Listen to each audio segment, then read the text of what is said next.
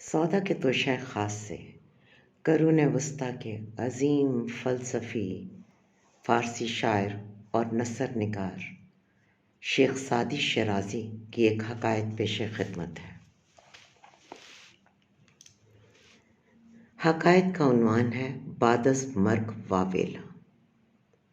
ریچھ نے ایک بکرا شکار کیا اور کھانے کے لیے بیٹھا۔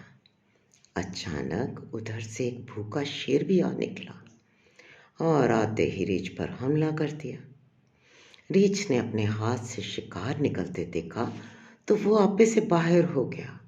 اس نے دل میں کہا کہ ایسے مفت خورے شیر سے کیا ڈرنا، اس کا ڈٹ کر مقابلہ کرو۔ یہ سوچ کر انتہائی غصے سے دانت کٹکٹاتا ہوا شیر سے الجھ گیا۔ کافی دیر تک دونوں میں لڑائی ہوتی رہی، یہاں تک کہ لڑتے لڑتے لہو لہان ہو گئے۔ نہ ریچھ ہار مانتا تھا نہ شیر۔ خوفناک لڑائی جاری رہی، دونوں زخموں سے چور چور بے دم ہو کر زمین پر بے سدھ گر گئے۔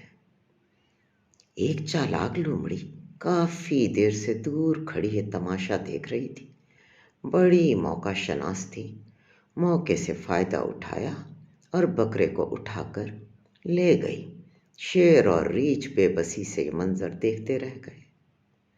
سبق: آئے موقع کو ہاتھ سے گنوانا حماقت ہے، بار بار مواقع نہیں ملتے۔